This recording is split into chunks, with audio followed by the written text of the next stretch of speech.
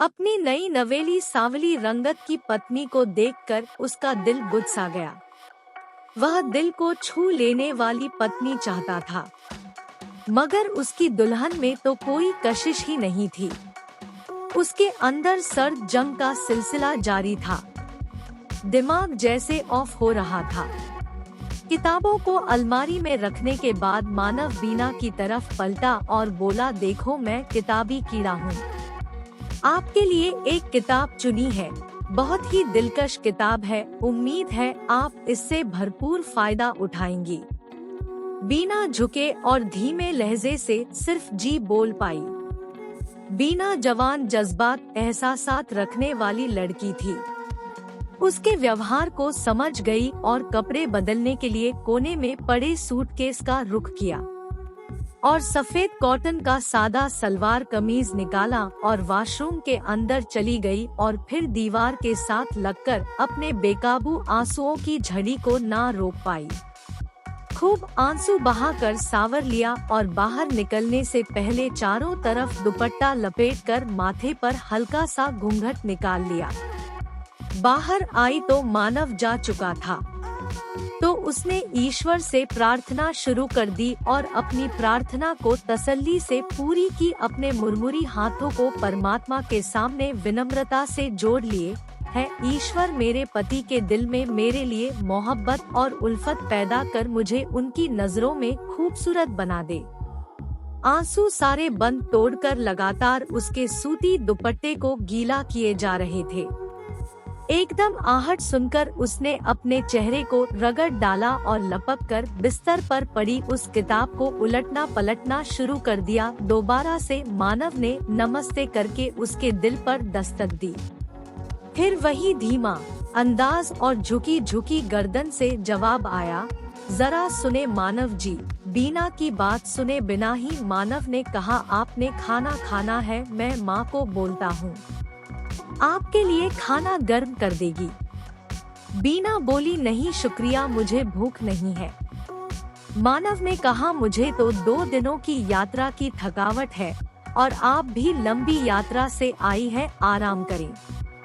बीना किसी रोबोट की तरह उठी और बिस्तर के एक कोने में लेटकर खुद को अपने दुपट्टे में लपेट लिया और ईश्वर का नाम जपने लगी। उधर दूसरी तरफ भी यही सिलसिला जारी था। नींद के आसार दोनों तरफ दूर दूर तक दिखाई नहीं दे रहे थे। बीना बार बार उस पॉइंट को सोचे जा रही थी कि क्या मेरी तस्वीर मानव को नहीं दिखाई गई, जबकि उनकी माँ ने मामी से खास आवेदन करके मानव को दिखाने के लिए ली थी। फिर आखिर क्या हुआ है जो इनकी आंखों में मेरे लिए किसी किस्म के जज्बात नहीं है? मुझे तो उन लोगों ने तस्वीर दिखा दी, पर अपने बेटे को क्यों ना दिखाई? मैं तो रिश्तों से तरसती रही हूँ। बचपन में माँ बाप की मृत्यु, ना कोई बहन और ना कोई भाई, और अब पति मिला है। वह इतना करीब होकर भी कोसों दूर है।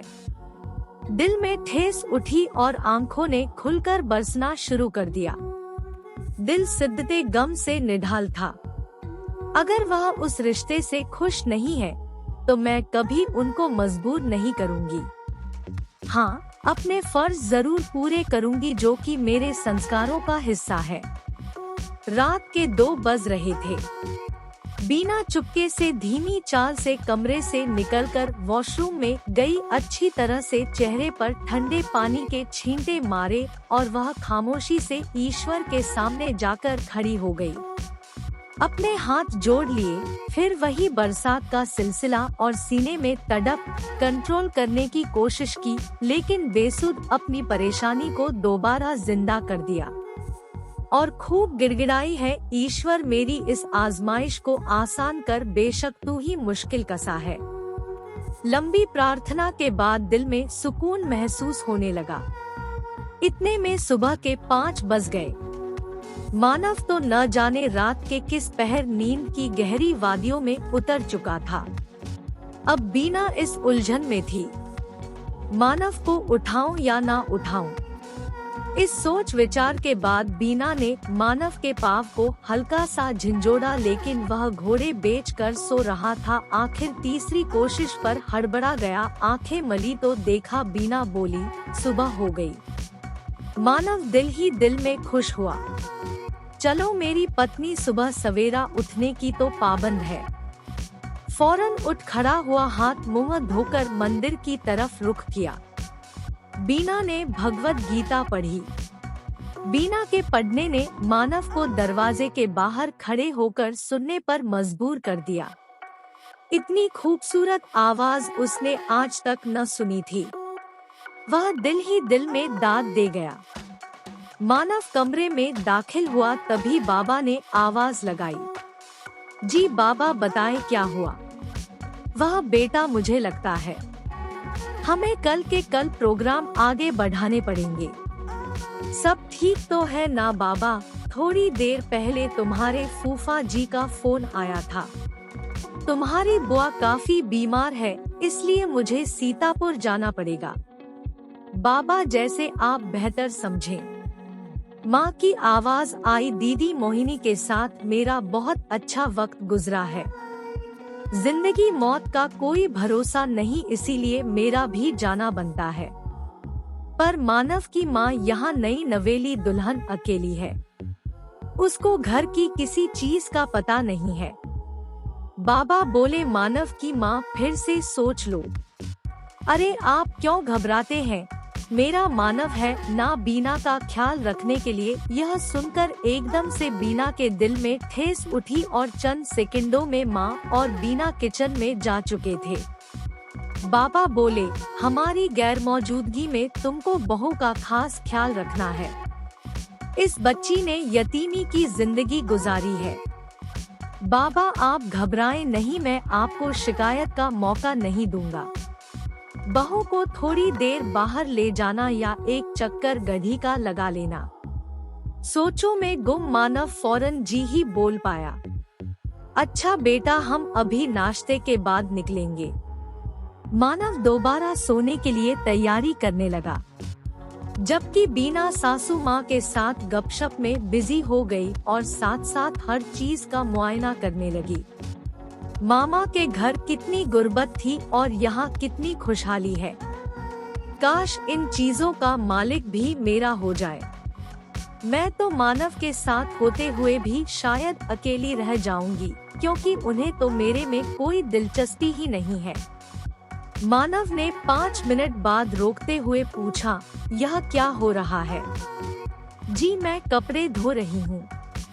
अच्छा, तो यह कपड़े धोने की मशीन किस खुशी में पड़ी है? सिर्फ घर की खूबसूरती के लिए। आपको पता है आप कौन है? जी मुझे पता है, मैं बीना हूँ। मानव हंसी छुपाने लगा। हवा के झोंके ने माथे पर आए बालों को उलझा दिया और साबुन वाले हाथों से उनको पीछे हटाया। मानव की हंसी छूट गई। यह क्या हाल बनाया हुआ है? अपनी शक्ल देखे आईने में जाकर बीना ने चारों तरफ नजर दौड़ाई, लेकिन आईना नजर न आया। छोड़े आईने को, मैं खुद साफ कर देता हूँ। और फिर पूछा, आपको खाना पकाना आता है?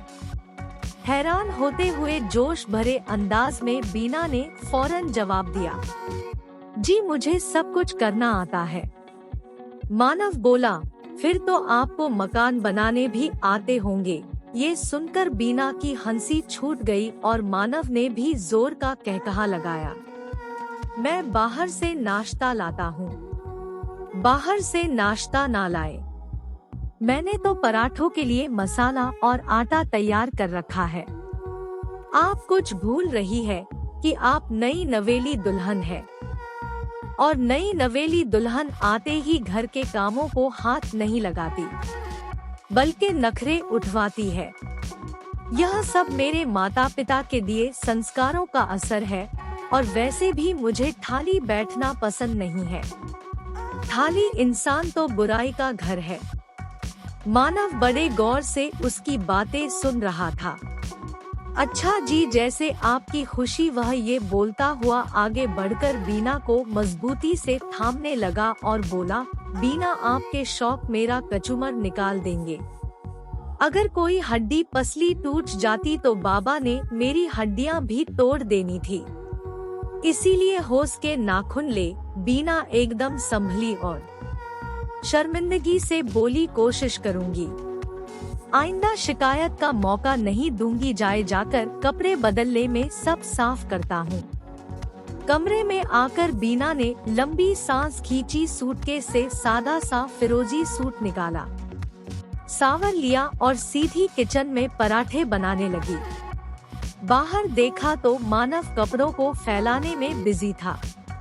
पराठे और चाय मेज पर सजाई और धीमे से अंदाज में मानव को पुकारा। अंदर आते ही मानव की नजर बीना के घटाओ जैसे काले लंबे बालों पर पड़ी, जिनसे पानी की बूंदें मोतियों की तरह टपक रही थी।